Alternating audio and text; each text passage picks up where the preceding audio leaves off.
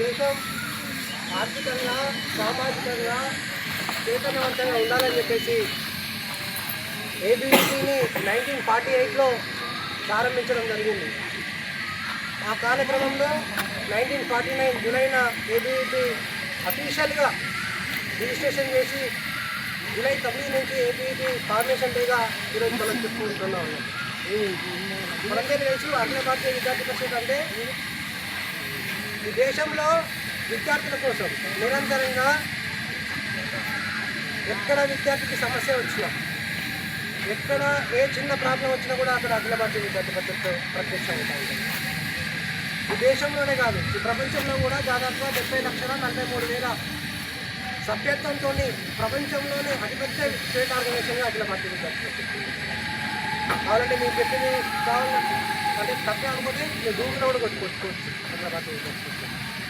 అఖిల భారతీయ విద్యార్థి పరిషత్ నిరంతరంగా స్కాలర్షిప్ల కోసం, ఫీజు రియంబర్స్మెంట్ కోసం, అలాగే ప్రభుత్వ జూనియర్ కళాశాల అయితే ప్రభుత్వ డిగ్రీ కళాశాలలో, ప్రభుత్వ కళాశాలలో, ప్రభుత్వ విద్యా సంస్థలలో మెరుగైన సౌకర్యాలు ఉండాలి, ప్రతి ఒక్క విద్యార్థి కూడా చదవాలి, ప్రతి ఒక్క విద్యార్థి కూడా సరైన బోధన ఫెసిలిటీస్ ఉండాలని చెప్పేసి కూడా అఖిల భారతీయ విద్యార్థి పరిషత్ నిరంతరంగా పోరాటం చేయడం జరుగుతుంది. అఖిల భారతీయ విద్యార్థి పరిషత్ ఎన్నో ఏళ్ళుగా దాదాపు 78 సంవత్సరాల కాలగమనంలో అనేక ఉద్యమాలు చేసింది.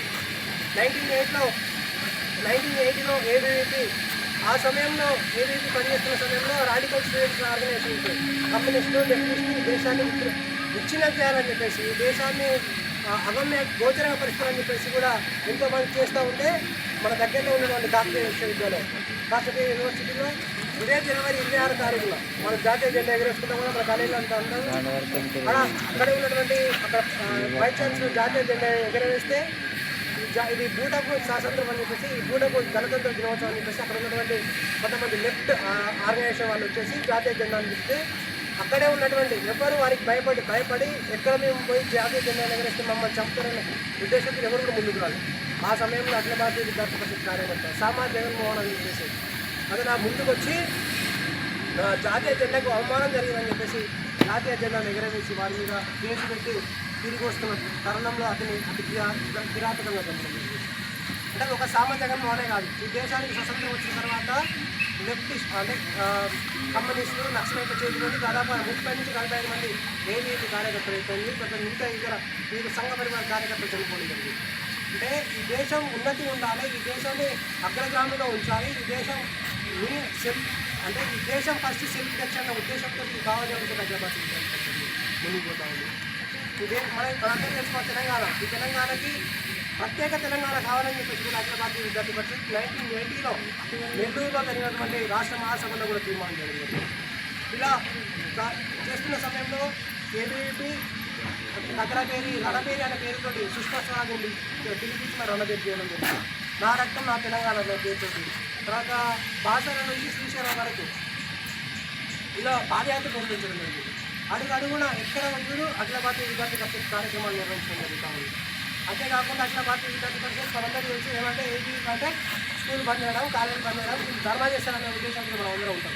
కానీ అఖిల భారతీయ విద్యార్థి పరిషత్ ఎస్ఎఫ్టీ పేరుతో ఈరోజు మనందరం తీసుకొచ్చి పర్యావరణం ఇంకా అదేవిధంగా ఏదైతే ఇప్పుడు ఎన్నో అని చెప్పేసి వర్షాభావి పరిస్థితుల్లో ఏర్పాటు చేస్తే అఖిల భారతీయ విద్యార్థి పరిషత్ మొక్కలు నాటాలి, తర్వాత పర్యావరణాన్ని భావించాలి, ప్లాస్టిక్ వాడకం తగ్గించాలి అని చెప్పేసి కూడా ఏదైతే ఎస్ఎఫ్టీ చేసుకుంటూ ఉంది.